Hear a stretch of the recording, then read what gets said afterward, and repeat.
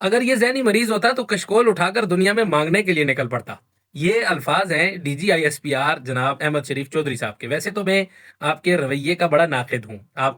یعنی جو رویہ ہے، جو صحافیوں سے سوال کے دوران یا جب یونیورسٹی کالج وغیرہ میں جاتے ہیں تو ناصحانہ اور محبت بھرا لہجہ نہیں ہوتا آپ کا، لیکن آج پہلی دفعہ آپ کے احمد شریف چودھری صاحب کے اس بیان پر، اس انداز تکلم پر، اس پر پیار آیا ہے اور بڑا اچھا لگا ہے کہ جو لہجہ ریاست کو اختیار کرنا چاہیے تھا، جو لہجہ جس انداز سے جیسا منہ ویسی چپیٹ جائیے تھی، وہ آج جو ہے نا احمد شریف چودھری صاحب نے لگائی ہے کہ ایک ذہنی مریض شخص جس کی کل سیاست کا محور جو ہے نا وہ ایک شخص ہو جائے یا ایک ادارہ ہو جائے، یا ایسے وقت میں ادارے کو تنقید کا نشانہ بنانا شروع کر دیا جائے جس وقت آپ کا بول یہود اور ہنود دونوں کے خلاف برسر پیکار ہو۔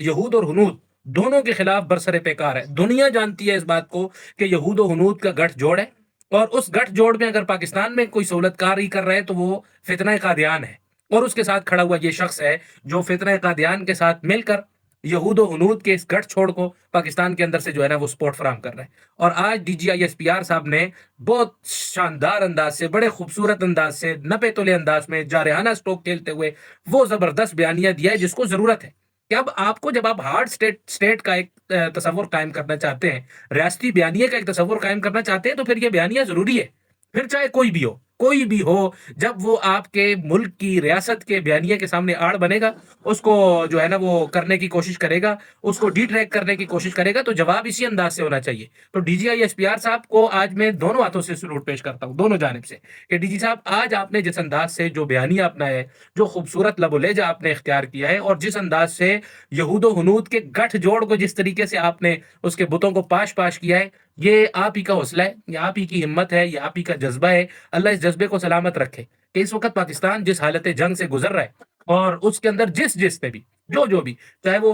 کسی بھی ادارے سے اس کا تعلق ہو، سیاست سے اس کا تعلق ہو، مذہب سے اس کا تعلق ہو، جو یہود اور ہنود کے اس گٹھ جوڑ کے اندر درمیان میں پل کا کردار ادا کرے گا، سہولت کاری کرے گا، اس کے خلاف ریاست کا بیانیہ، ریاست کا سٹانس، ریاست کا لب و لہجہ، ریاست کا چہرہ، ریاست کے بیانیہ اسی انداز سے ہونا چاہیے۔ ہم انشاءاللہ العزیز بحیثیت پاکستانی، بحیثیت محب وطن، آپ کے اس لہجے اور لب و لہجے کے ساتھ کھڑے ہوئے ہیں اور بھرپور انداز سے سپورٹ کریں گے انشاءاللہ۔